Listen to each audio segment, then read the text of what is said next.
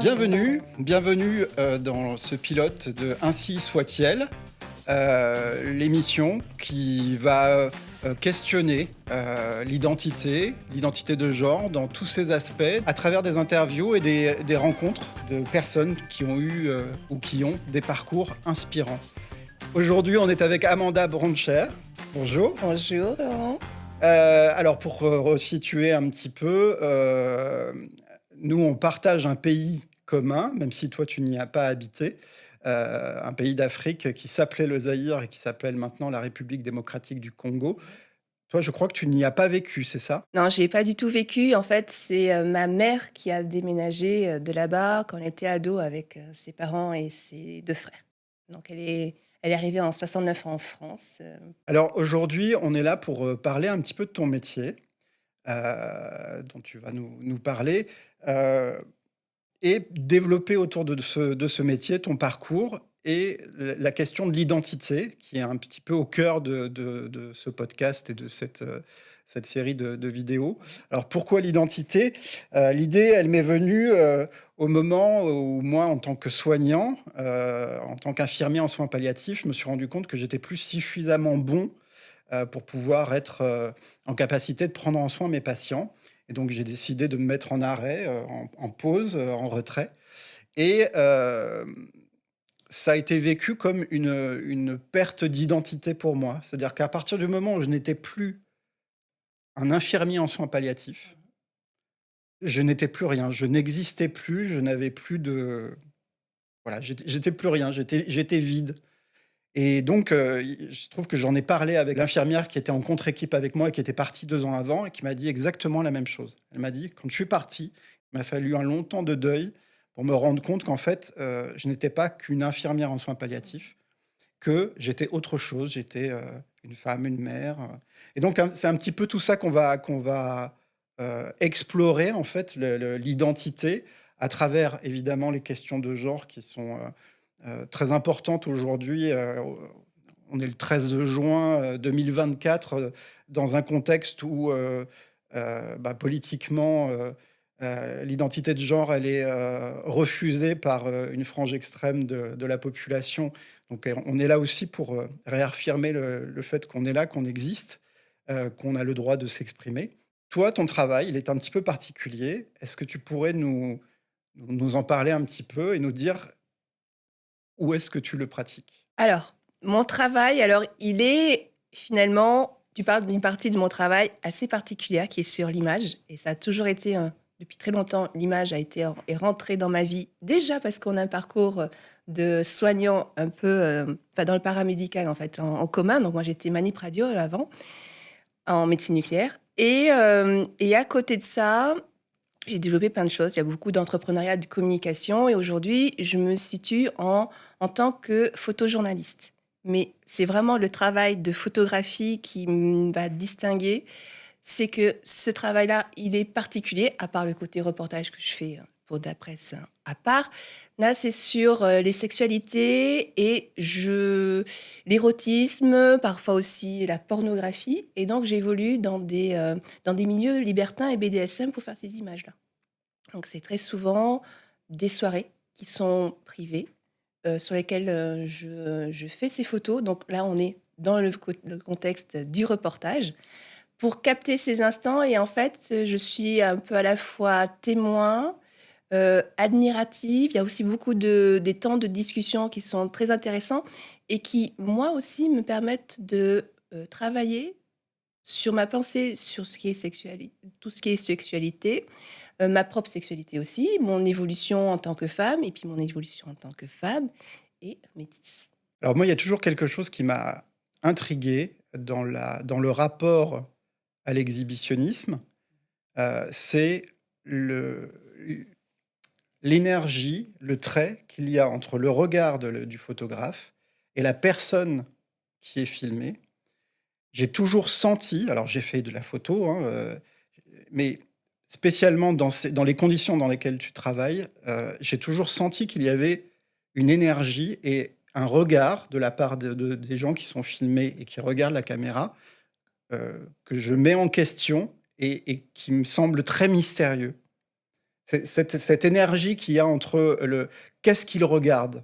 Parce que nous, on voit le résultat finalement, mais eux ou elles, qu'est-ce qu'ils regardent? Qu'est-ce qu'ils voient? Qu'est-ce qu'ils projettent quand ils s'exhibent devant ton objectif? Alors, dans le contexte des soirées, il y a un moment donné où ils mettent parfois un peu de temps à oublier que je suis dans le secteur, mais j'essaie d'être le plus discrète possible. Et dès que je vois que ma présence change la donne, ou que je vois, par exemple, il y a des positions, des personnes qui vont dire ah tiens, je vais me tenir un peu plus droite ou machin, qui font un petit œil vers moi, c'est là où je pars. C'est sûr. Alors peut-être que je dérange pas, mais ça veut dire que ma présence interfère vraiment dans ce qui est en train de se passer. D'accord. Alors évidemment, rien que le fait que je sois là, ça change la donne, hein.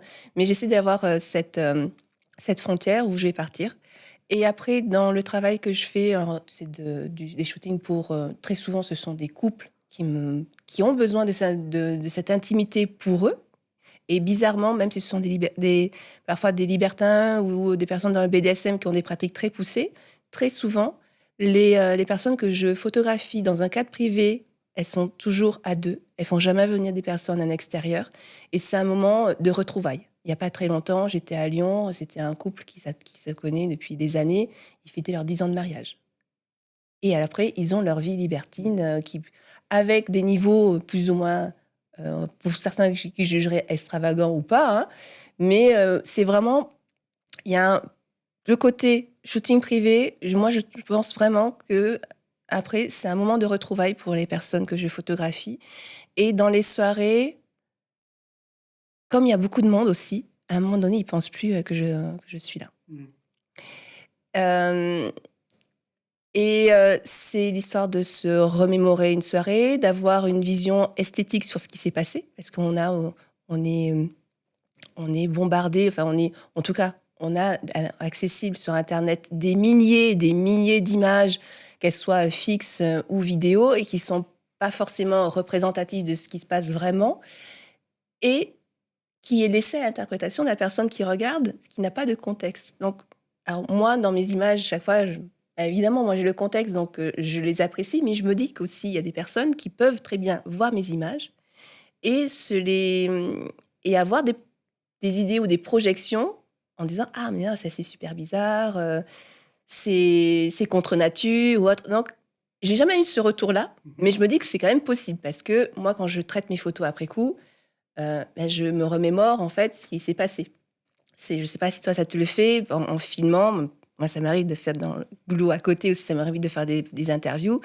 Et parfois, on me parle, il y a des personnes qui parlent, et après, mais je suis incapable de redire qu'est-ce qui a été dit juste avant, parce que j'ai écouté, puis tu es aussi plongé dans la technique. Moi, la technique, elle est très, très présente.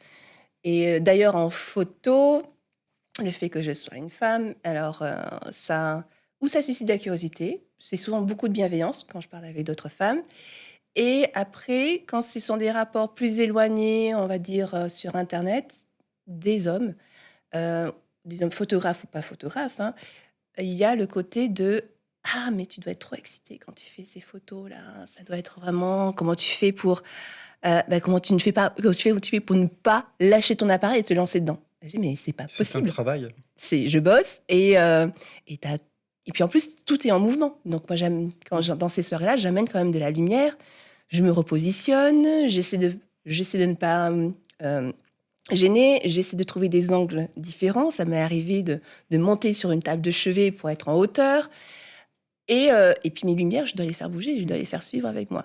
Donc j'ai vraiment l'esprit accaparé à la fois par ce que je vais recevoir en image, ce que je vais créer, et puis en fait, comment mettre en lumière, c'est le mot, hein, mettre en valeur en fait ce que je vois et essayer d'être le plus fidèle à ce que moi j'en ressens aussi. Ce que les gens peuvent ne pas comprendre quand ils ne sont pas photographes, c'est que on a l'esprit qui court à 1000 à l'heure, qu'en fait on est en train déjà on suit un mouvement, on suit quelque chose qui est en train de se passer, surtout en reportage comme tu peux le faire.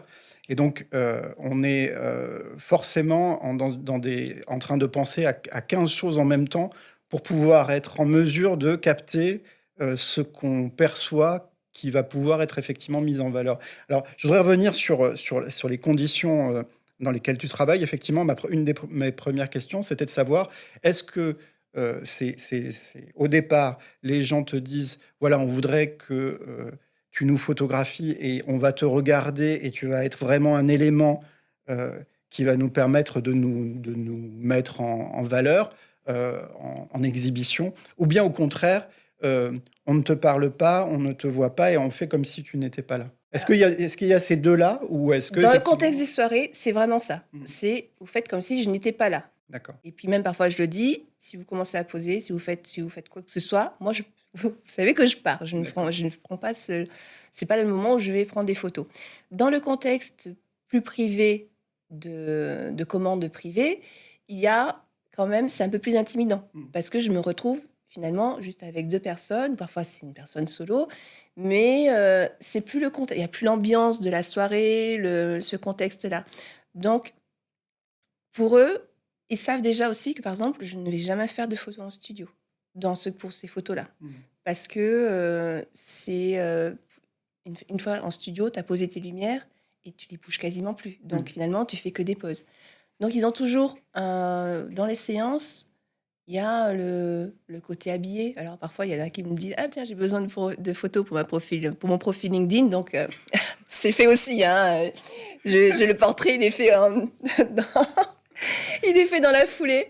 Mais il y a le déshabillage. Et j'essaie de mettre à l'aise. Mais j'interfère pas beaucoup. Et en même temps, je ne suis pas quelqu'un de très causant dans ce cadre-là. Bien sûr. Donc, on me demande, est-ce que tu nous diriges et tout. J'ai fait, l'idée, c'est de vous diriger le moins possible.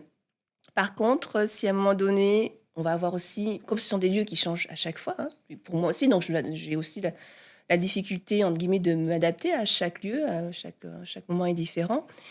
Et donc, je leur dis, mais si vous coincez, je vous aide.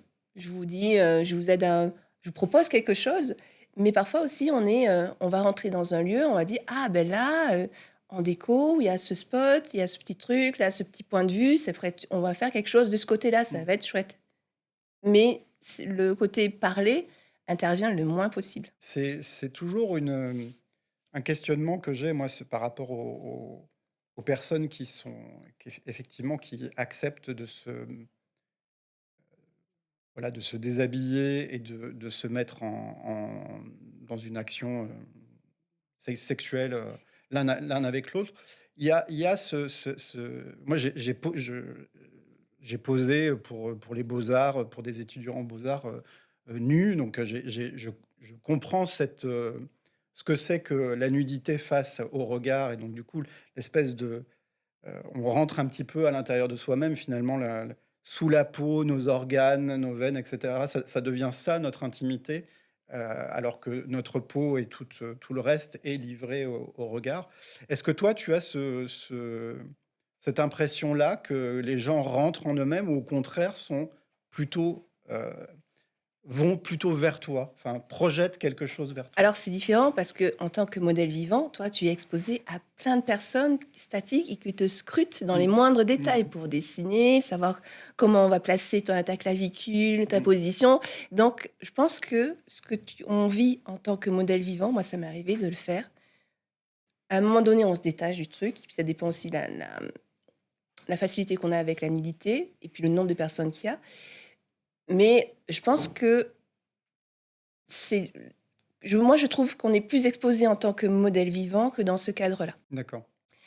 Et puis, il faut savoir aussi que quand ce sont des commandes de shooting, ils vont pas forcément, l'acte sexuel n'est pas forcément présent, pas toujours. Parfois plus ou moins loin, mais c'est pas systématique. Il y a vraiment le côté retrouvailles. Dans les soirées, il y a un peu le côté performance, mais il faut savoir aussi que déjà, ma cible, en fait, ma clientèle, on va dire, est présente sur des sites de rencontres BDSM ou libertins. Et il y a beaucoup d'échanges de photos. Tout ce qu'on fait, tout ce qu'on voit, les nudes, les comptes OnlyFans, Mime et tout ça, c'est le montrer son corps, sexualiser et le sexualiser, voire même le montrer en action, est devenu un peu banal déjà pour ces personnes qui le font eux-mêmes avec leur téléphone. Donc, il y a déjà cette démarche-là de se dire, c'est pas du tout ou rien. Par contre, de temps en temps, il y a des personnes qui n'ont pas du tout de sexualité libertine, BDSM, on va dire un peu, on va dire classique, mais euh, enfin, avec juste un partenaire et qui sont intéressés et qui, eux, vont se dire, on ne sait pas si on va se lâcher jusqu'à ce point-là, on sait que toi, tu peux le faire et que tu es en capacité de l'accepter parce que parfois, c'est des demandes, on me demande si est-ce que c'est OK pour aller jusque-là. Donc, c'est plus pour les personnes lambda, que je dirais, qui auraient ce côté un peu de timidité ou d'inconfort. Tout à l'heure, tu parlais de cette espèce de point de rupture qui fait qu'à partir du moment où les gens posent et te regardent à travers l'objectif, c'est quelque chose qui te fait arrêter finalement de prendre des photos. Est-ce que du coup, la pornographie, c'est pas ça, c'est le regard euh, porté vers l'objectif et qui inclut le photographe ou la Alors, photographe. quand c'est deux personnes devant moi, dans un contexte, non, on va prendre le côté soirée. Les côtés soirée où je suis, il y a pas, il y a toujours, c'est plusieurs dizaines, parfois on dépasse la centaine de personnes. Donc on navigue dans des lieux, de pièce en pièce, d'endroit en endroit. Une fois c'est un canapé, une fois c'est d'autres qui sont dans un autre recoin. Alors, je dirais que j'ai un peu perdu le fil de la question. La question, c'était, est-ce que finalement, parce que tu as nommé ce que tu faisais comme étant parfois de la pornographie, est-ce que la pornographie, c'est finalement pas le fait d'inclure la caméra, le spectateur par le regard, et que finalement, photographier ou filmer un acte sexuel quand c'est fait sans qu'il y ait cette intervention-là, ben finalement, c'est pas de la pornographie. Alors le côté, alors ça m'est déjà arrivé d'avoir des acteurs porno qui soient dans ces soirées-là. Et du coup, oui, ils ont le réflexe, eux, de regarder ce qui se passe sur la caméra, de capter l'œil, parce que c'est aussi dans les codes de ces images qui sont Ouais. créées. Quand c'est côté, enfin, du coup, côté vidéo, vraiment. Mais je sais que pour certains, en fait, dans les soirées, il y a une partie aussi où ça fait partie du jeu que je sois là. Pour certains, ça va rentrer un petit peu dans le côté excitation, mais comme il pourrait y avoir des personnes candolistes qui ont la troisième personne qui regarde ou qui après a des infos, que ce soit audio ou l'histoire, le récit d'une rencontre. C'est Mais beaucoup, théâtralisé de toute façon, non. non? Non, parce que alors, le thème des soirées, souvent, dans les soirées où je suis allée, il y a eu souvent des thèmes. Alors, quand c'est du BDSM, une fois, j'ai fait des soirées elfiques en Bretagne. Et évidemment, il y a des belles tenues, il y a de la scénarisation, mais c'est pas vraiment le vrai parallèle, mais c'est un peu comme quand tu fais une soirée costumée. Tu te mets aussi dans la peau de notre personnage où tu as plaisir de préparer ta tenue. Et, euh, et dans le cadre des photos que j'ai faites, comme il n'y a jamais de préparation, de direction artistique, on va dire, même si parfois il y a des images qui seraient tentantes, on réfléchit. Mais c'est pas mon fonctionnement de dire je fais beaucoup de préparation pour sortir une seule photo. Moi, j'ai plutôt envie de montrer et aussi de m'accaparer finalement un petit peu moi aussi, je suis dans la démarche de comprendre, de m'interroger, de me dire, bah tiens, pourquoi en fait ce serait mal vu ou qu'il y aurait des jugements négatifs sur des personnes qui finalement font ce qu'elles ont envie avec des personnes Qui sont partagent, consentantes. voilà, qui partagent les mêmes envies et qui du coup sont épanouies parce que il y a, il y a pas de frustration ou très peu. En 1999, Linda Williams a écrit ce bouquin hardcore qui s'appelle Power, Pleasure and the Frenzy of the Visible. Donc ça commence maintenant à dater un petit peu. Hein, et donc elle a étudié la manière dont la pornographie à l'époque se développait. Et il y avait The Frenzy of the Visible, c'était vraiment ce paradoxe de la visibilité, cette frénésie du visible, de se rendre visible. Alors, elle était peut-être un peu précurseur finalement, parce qu'avec les réseaux sociaux, avec l'arrivée effectivement de euh, OnlyFans, Mime, etc., enfin, toutes ces euh, providers finalement d'espace où les gens peuvent échanger des photos à caractère soit érotique, soit pornographique.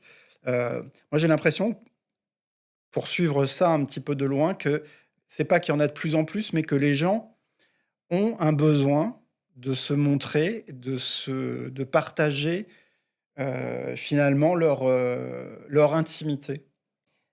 Il y a un côté où finalement tout le monde le fait. Mhm. Et, et plus que les réseaux sociaux, finalement, c'est la capacité d'avoir dans la poche un appareil photo de qualité. Et moi, je dirais qu'aujourd'hui, dans les couples, qui n'a pas échangé des photos? Et c'est tellement facile avec le téléphone. Parce qu'avant, c'était, on va dire, on était juste sur des sextos, on n'avait pas dit forcément d'image, hein. Donc déjà, il y avait ce côté, même finalement épistolaire, qui a toujours Oui. existé en vrai, hein. Et le côté de se montrer, c'est devenu une banalité. C'est en fait, finalement, c'est un peu, je documente ce qui se passe dans ma vie. Les autres sont au courant. Ça remplace un petit peu un compte Instagram. Ça remplace aussi l'album photo Mhm. de famille. Alors, sauf que, bon, là, les photos, c'est pas les photos de famille. Mais ça reste, ça fait partie des souvenirs il y a beaucoup de personnes qui n'ont pas osé juste, tu vois, poser sur des nuits académiques pour se dire, bah tiens, j'aurais bien aimé me rappeler de comment j'étais avant, ou de voir mon évolution physique, Mm. de me voir, et aussi de me voir autrement que le propre regard que je porte, moi, sur mon propre corps. Et, euh, et quand on est, et dans le cas où on est avec des photographes, éventuellement des vidéastes, il y a 10 000 regards différents qui vont venir et Mm. qui vont mettre en valeur le sujet photographié, va aimer ou pas aimer parfois, mais il va pouvoir accepter plus facilement une image que lui n'avait pas appréciée parce que le regard à côté en disant mais c'est cette image-là qui est parlante, qui est forte, qui vraiment raconte une histoire. Et, euh, et du coup, ça change la donne aussi. Ça permet d'accepter et de dire bah, tiens, oui, mes bourrelets, là, en fait, ça va, quoi, ça le fait. Qu'est-ce qui t'a amené à vouloir être celle qui photographie l'intime? Alors, je ne pensais pas que ça passerait par la photographie au départ. Honnêtement, j'ai beaucoup été attirée par tout ce qui était les nouvelles érotiques Mhm. et le dessin. Il faut savoir que depuis gamine, je dessine et j'aimais bien dessiner. J'avais aussi une, euh, une, une attirance pour les mangas sexy.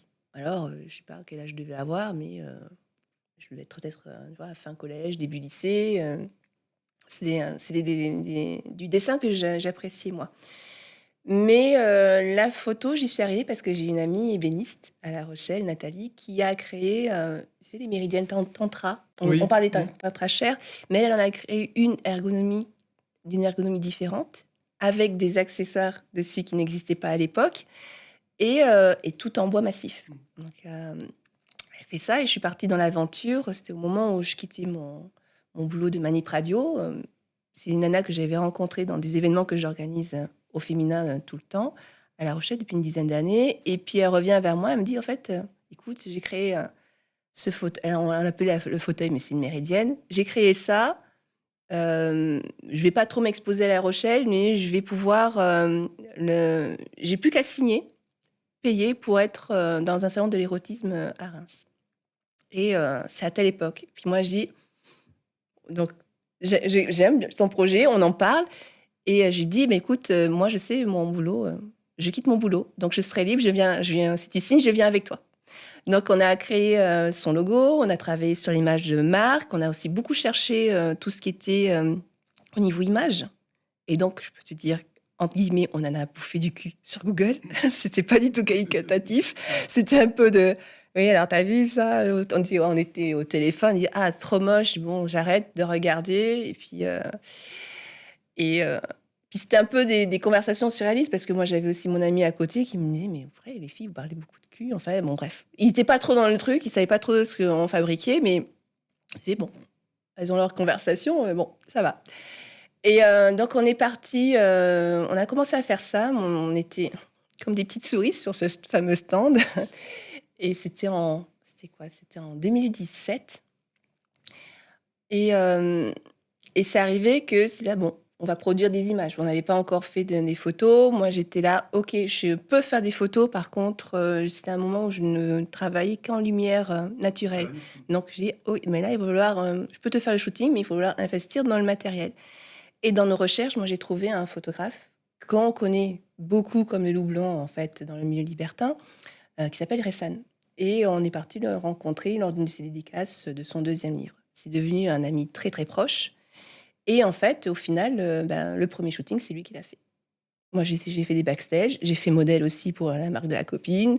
Elle avait une stagiaire qui était là, qui était fun, qui dit « Ok, moi aussi, je viens. » Le beau-frère, la pote d'enfance et tout. C'était le shooting maison. Il y avait un photographe qui avait l'habitude de faire ça. Et après, c'était toutes les potes et limite presque la famille, vu que le beau-frère aussi était là. Ouais. Donc, ça a commencé comme ça. Et c'est là où, de fil en aiguille, on a été à présenter ce fauteuil dans toute la France avec un organisateur de soirée. Il s'appelle Olivier. Et on a suivi quasiment beaucoup de ces soirées. Et puis moi pendant plusieurs années aussi, du coup, côté photo.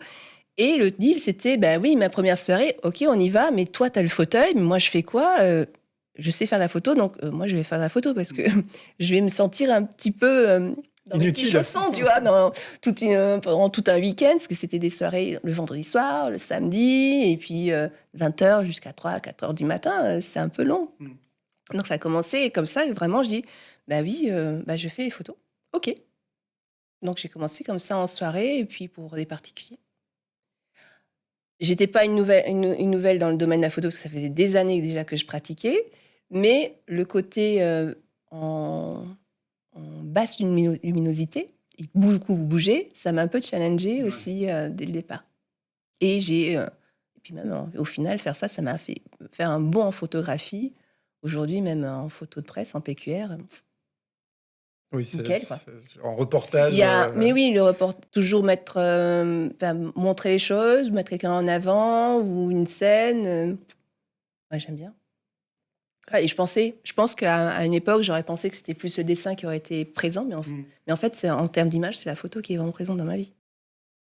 Alors, sur tous les livres qui sont sur cette table, on a Françoise Héritier, on a Virginie Despentes, voilà, on avait Linda Williams tout à l'heure. Tous ces bouquins se terminent toujours par la nécessité finalement, enfin le constat que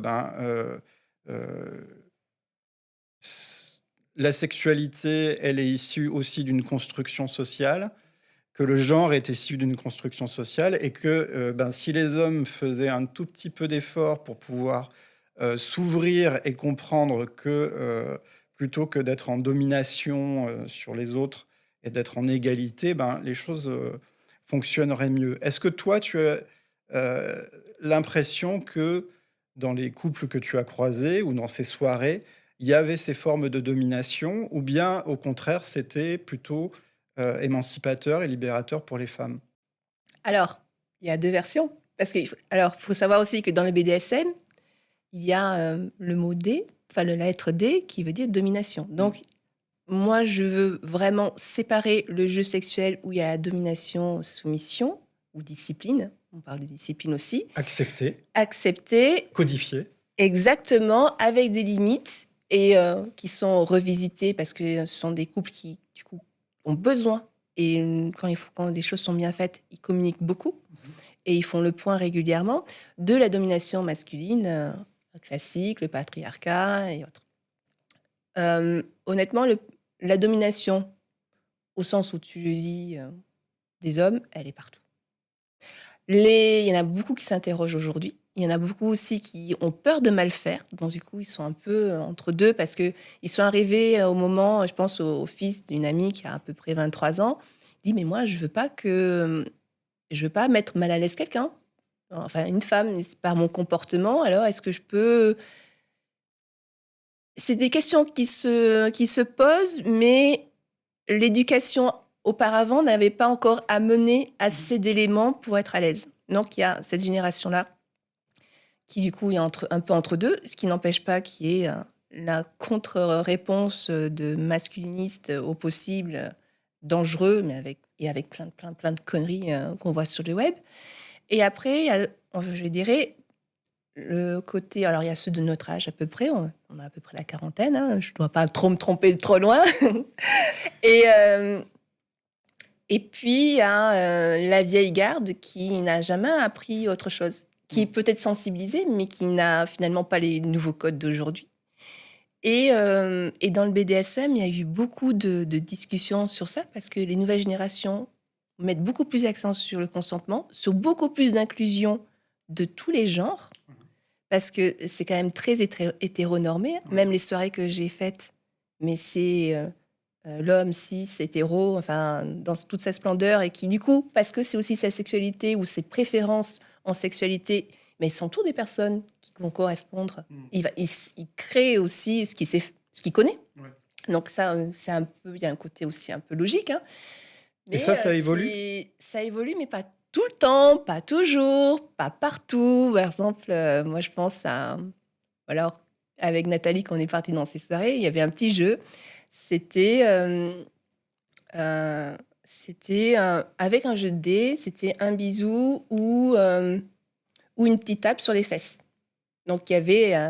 là, c'était des femmes qui étaient mises sur des chaises, qui des proposés en disant le jeu, c'est celle qui est arrivée trop en retard. Et puis une autre, il y avait un autre critère en disant c'est à vous, parce que ça faisait animer le début de soirée pour que les gens ne soient pas coincés, on va dire. Puis le petit côté des jeux. Mais nous, avec Nathalie, on était là, les hommes aussi. Quand est-ce qu'il y a des hommes? Et c'était un peu, ouais, mais non, c'est pas pareil, les fesses des hommes, parce qu'ils montraient l'exemple. Et puis je me rappelle nos 2 soirées aussi, où finalement, ça a été ou intégré ou inversé, mais parce qu'on avait un peu insisté. Et ça vient doucement. Et puis, il y a des recettes qui se changent. Enfin, quand on a certaines habitudes, ça ne se change pas si facilement. Et dans le milieu BDSM, on a les dominants, les maîtres. Je dirais que les 50 ans, c'est encore assez entre deux. On les trouve entre les deux. Mais au-delà de 60 et quelques, c'est vraiment... Moi, je suis l'homme, et puis moi, je connais beaucoup, et je suis là depuis le début du BDSM en France. C'est un peu ce registre-là. Moi, ça m'est arrivé une fois en Munch, discuter de façon sympa, en photo. Et au bout d'un moment, c'était, je dis, en fait, écoute, je suis photographe, t'as pas besoin de me faire une leçon Oui. sur place. Donc, il y a ça. Et c'est beaucoup le rapport homme-femme est très souvent comme ça. Mais ça change, hein, ça se soigne, et puis il y a du répondant aussi en face. Olivier Gazalet, en 2017, a écrit Le mythe de la virilité, un piège pour les deux sexes, dans lequel, finalement, une de ses conclusions, c'est qu'il faut toujours repenser ces questions de manière intersectionnelle, en intégrant le fait que, voilà, il y a des systèmes de pouvoir, de discrimination qui sont à mettre en corrélation avec le virilisme, euh, avec le racisme, avec l'homophobie, et comment finalement la masculinité toxique, elle peut renforcer ces discriminations. Et moi, je pense, enfin, c'est même plus insidieux, parce que dans des conversations que je peux avoir, c'est que des hommes ne s'en rendent pas compte. Oui. Et je dis, tiens, là, ça m'interroge. Alors, j'ai pas d'exemple vraiment précis, mais je dis, mais pourquoi tu penses ça? Ou pourquoi tu dis ça? Parce que il y a un petit truc quand même, un petit fond derrière. Je dis, mais non, et tout. Et on est tous pareils, parce qu'on a, même moi, hein, on a tous un bagage d'éducation et de ce qu'on pense, et de choses qu'on a récupérées à droite à gauche, et de la façon dont on s'est construit. Et au final, parfois on se dit, ah mais oui, mais pourquoi moi je me dis, hein, tiens, j'ai pensé ça, mais en fait, il n'y a pas de raison de penser ça. Donc c'est même quand on est engagé et convaincu, on a toujours des petites choses qui restent, des, et ça fait partie peut-être des croyances que l'on a, hein, de la façon, ce qu'on a pu engranger, de la façon qu'on a été éduqué. Mais ouais, ouais, mais même avec des hommes, on va dire, qui se considèrent, je vais dire pas féministes, mais qui se considèrent féministes, mais en tout cas qui sont très sensibilisés, ben, personne n'est parfait, hein. Mmh. On a quand même des choses à recadrer. Mais tu disais justement que les jeunes qui sont sensibilisés, bah, à toutes ces questions et puis qui sont en train de finalement, grâce à MeToo, à s'emparer de ces questions de manière politique. Heu, Est-ce que dans ces milieux, du coup, ils commencent un petit peu à avoir de l'influence parce que, bah, pour eux, c'est normal, en fait? Ou est-ce qu'il y a encore ces blocages liés à la manière dont se construit, la prédominance de l'homme, cis, hétéro, dans la société? Non, alors je vais penser plus particulièrement à une asso BDSM du côté de Nantes, où justement il y avait ce côté un peu, enfin pas clash, mais un peu confrontation des nouvelles associations BDSM qui se créent, et c'est des trentenaires, quarantenaires, et qui ont vraiment, qui font, alors surtout dans le BDSM, qui ont une vision un peu moins qui font moins de protocoles. Mmh. Parce qu'il y a les anciens qui sont vraiment, ce, qui sont attachés à certains protocoles. Parfois, c'est leur asso qui vont les garder. Et puis, en fait, les plus jeunes disent, bon, OK, on peut des protocoles qui vont nous plaire, qu'on va prendre, mais en fait, on s'en fout, en fait. Mmh. C'est pas forcément... Ça devient plus des protocoles qui sont appropriés par chacun, individuellement, que de dire, mais c'est comme ça que se passe le BDSM. Il y D'accord. a un peu moins le côté de BDSM, c'est ça, et puis les donneurs de leçons en disant, mais oui, mais il faut faire comme ci, comme ça, ils sont moins écoutés parce que maintenant, c'est chacun prend ce qu'il veut. Et d'ailleurs, la frontière entre le libertinage et le BDSM, chacun dit, ah ben tiens, j'aime bien ça, ou tiens, ah ça c'est cool, D'accord. donc je vais essayer, puis je l'intègre dans mon Mmh. truc. Et avoir des menottes, même monsieur, madame et tout le monde ont des menottes, en fait, ça fait partie du registre BDSM. Bon, évidemment, avec le fameux film, il y a eu un gros boom. Mais outre le fait que on dit que c'est pas la vraie vie du BDSM et que ceux qui sont vraiment dans le BDSM n'aiment pas trop ça, parce qu'il y a trop de monde peut-être qui essaie. Mmh. Mais moi, ce que je trouve, c'est que ça a mené beaucoup plus d'ouverture pour en parler. Et ça, c'est vraiment une bonne chose. Et C'est une puis, exploration, en fait, ouais, ouais, de ouais, son intimité, de son couple. des deux. Et je me rappelle avoir atterri il y a 11 ans de ça dans un hôtel à Bangkok. Alors, vraiment, par hasard, parce qu'on devait bouger. Et je me dis, mais tiens, déjà dans un hôtel, quand tu as des chambres décorées avec une thématique, qui n'a rien à voir avec tout ce qui est sexualité, hein. Tu as une chambre Marilyn, tu as une Mmh. chambre sur le cinéma, tu as une chambre qui fait un peu plus, je sais pas, Amazonie, mais tu l'apprécies aussi déjà à la base. Mmh. Donc finalement, c'est un peu la même chose.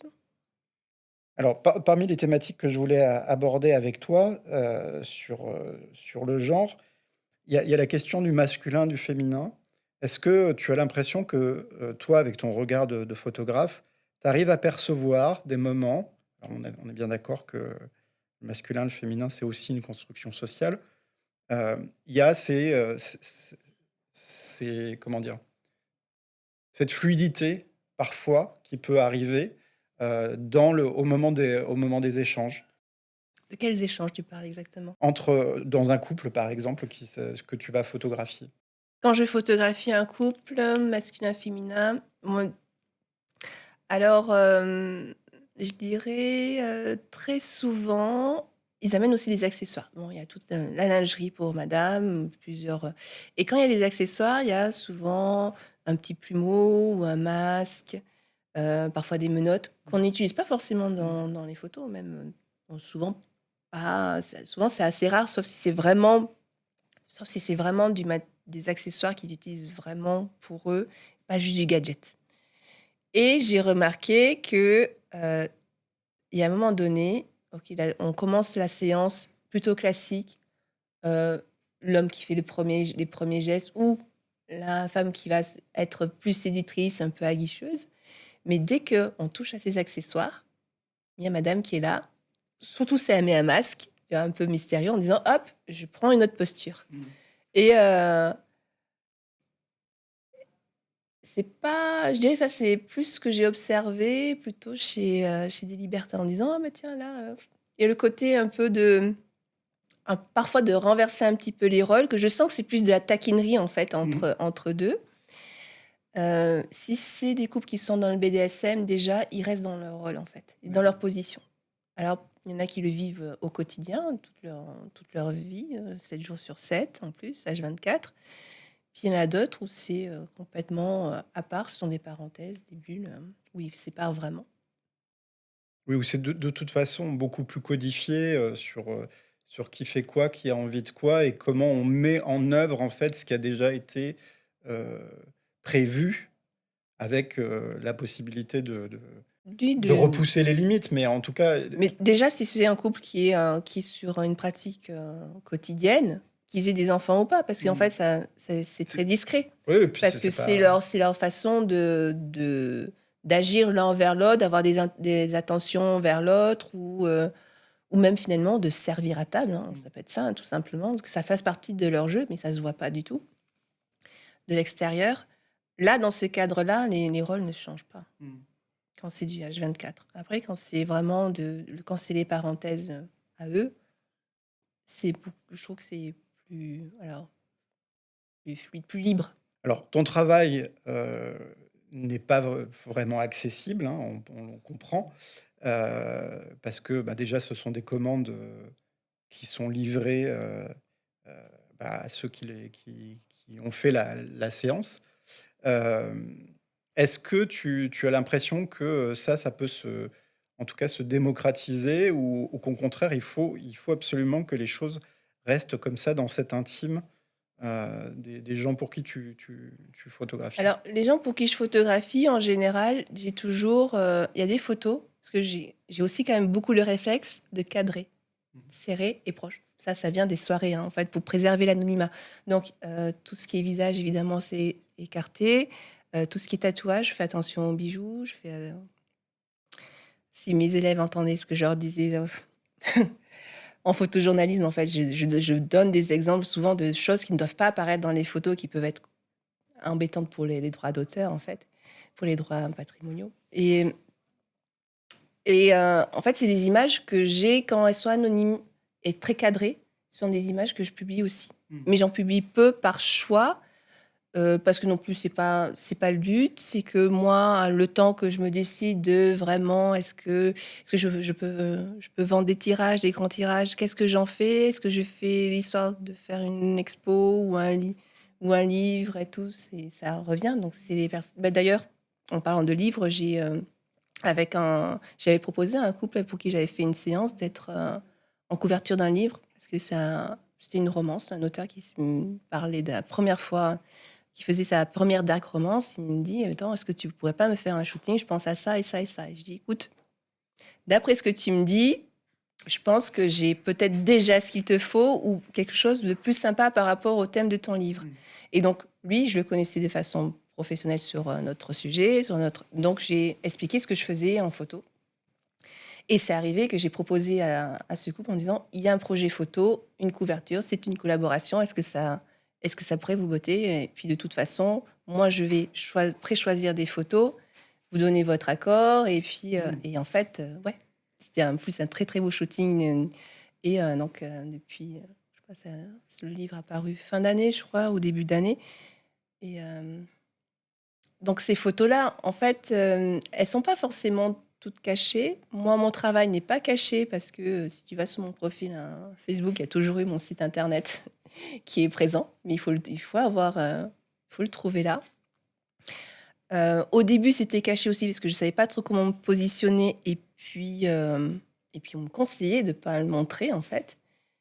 Mais pour moi, c'est vite parti. Cette notion d'anonymat, moi, en tant que, parce que mon nom de photo, c'est Alinat, et en fait, c'est la contraction de mes 3 prénoms. C'est déjà même marqué déjà sur mon site internet. Pour tout dire, mes toutes premières photos, mes toutes premières soirées, j'ai signé avec ma signature classique, avec mon nom de famille, hein. Donc, le temps que je me trouve le nom, je trouve que en fait, plus on cache, plus ça contribue à faire passer un mauvais message. Mmh. Parce que, et puis on avait parlé de le fait de démocratiser. Si, c'est quand même important parce que finalement, quand t'es gamin, que tu cherches, enfin gamin, j'exagère, hein, pas gamin, mais quand tu cherches de l'info, elle est partout. Mmh. Et même avant Internet, hein, moi, je sais que moi, gamine, avant qu'Internet existe, j'ai vu des revues porno. Mmh. Et puis, un truc tout bête, hein, mais qui finalement m'est toujours resté. Je m'étais dit, j'avais vu une revue où il y avait des transsexuels. Et je me dis, mais merde, les meufs, s'il te plaît, de temps en temps, il y en a c'est bizarre, hein, il y en a qui sont nés avec un sexe d'homme. Mmh. Avec un sexe d'homme. Tu vois, je me faisais cette réflexion et j'avais peut-être j'avais moins de 12 ans. Mmh. Donc, si t'as pas il y a des infos qui circulent partout, autant qu'elles soient les bonnes. Et tu as énormément de comptes, surtout sur Instagram, qui sont très éducatifs et qui parlent de tout. Moi, il y a Camille de Tajoui. Oui, c'est ça. Non, je m'en bats le clito. Je m'en bats le clito, ouais. Après, t'as Tajoui, Jouissance Club, t'as Charline, Orgasme et moi. Ce sont vraiment des références, en fait, et qui devraient être dans toutes les mains. Évidemment, c'est pas évident quand tu as des enfants de dire à quel moment. Mais tu vois, moi, j'ai été exposée très tôt. Donc, je me suis posé des questions. Je me suis fait mon idée sur la chose. Hein. Et puis, une autre fois, j'ai été confrontée avec les enfants d'un ex, une enfant de 9-10 ans. On regarde un gars et une fille. Donc, je les avais tous les deux, je les gardais. Et c'est l'épisode où tu as Alexandra Lamy qui se brosse les dents avec sa brosse à dents électrique. Et puis de l'autre côté, Jean Dujardin dit « Ah, mais c'est quoi? T'es dans la salle de bain, t'es avec un vibromasseur. » Et la Super. petite à côté à 9 ans, « Hé Amanda, c'est quoi un vibromasseur? » Alors, ton père n'est pas là, comment je vais te dire le truc? Comment je vais l'aborder? Ta maman, je peux pas la lui demander non plus. Là, il faut que je réponde quelque chose de suite. Et tu te poses quand même des questions. Mais tu peux pas laisser non plus Oui. dans le vide, sans réponse. Alors après, sans parler d'éducation par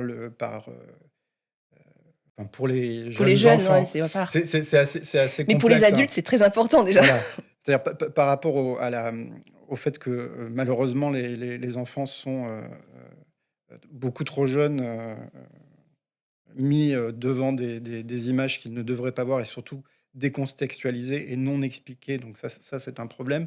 Mais là où je pense qu'effectivement, ce qui m'intéresse et ce qui va finalement un peu conclure ce podcast euh, sur la question de l'identité, donc je vais te poser une question là-dessus, c'est que finalement,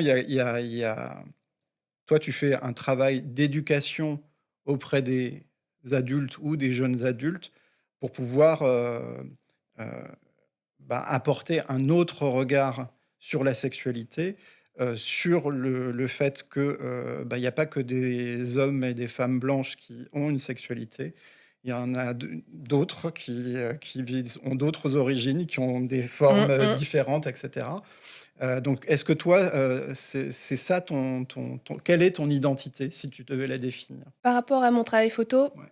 en fait, il y a un côté d'exploration et qui n'est vraiment qu'au tout début, parce qu'il y a des situations, des partenaires, des couples que je n'ai pas encore photographiés. Une fois, j'ai pu photographier 4 hommes, c'était à mes débuts.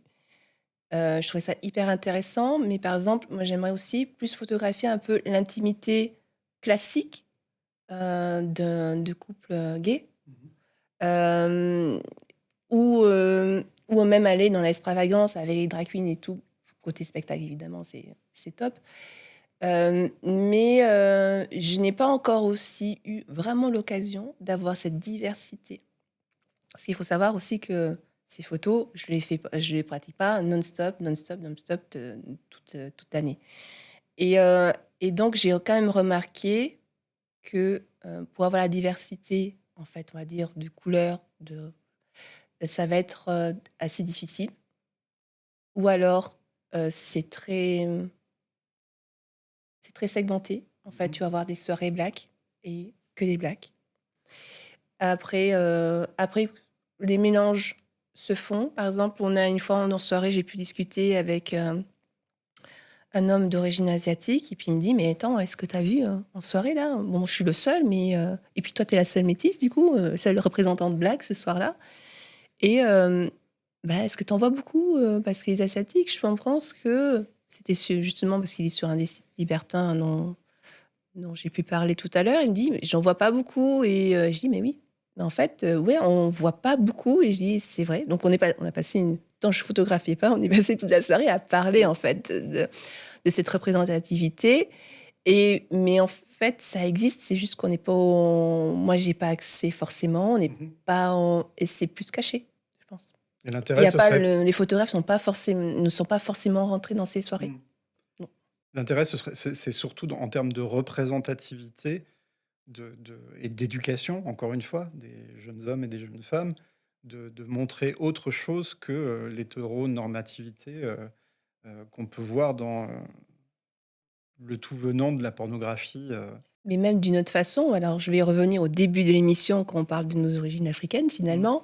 Moi, en ayant vécu juste à côté de Béziers, toute petite, à l'école, j'étais la seule métisse pendant des années et des années. Et même, il a fallu attendre la fac pour que je voie un petit peu d'horizon Mm. que je vienne ici à Montpellier. Et que pour moi, ben, les seuls représentants, c'était ma famille, mais on est une famille éclatée sur plusieurs pays. Donc, en fait, j'ai une mère qui ressemble à une Réunionnaise, une grand-mère qui était métisse, un de mes oncles qui était beaucoup plus mélaminé. Mais j'ai eu, finalement, moi, dans mon enfance, j'ai aussi eu peu de représentation. Pour moi, c'était, alors, ok, bah, les Blacks, c'est la famille. Mm. Mais j'ai eu peu de représentation. Donc, aussi, dans ma construction, euh, je dirais pas sexuelle, mais ma construction amoureuse, au final, mais je n'ai pas eu assez de diversité devant moi pour aussi être attirée, finalement. Alors, je le suis devenue, mais c'est venu très tard. Mm. Parce que on ne connaît que ce qu'on voit, que ce qu'on a autour de soi. Amanda, je te remercie beaucoup d'être venue aujourd'hui sur le pilote d'Ainsi soit-il. Je ne sais pas si on a répondu vraiment à toutes les questions.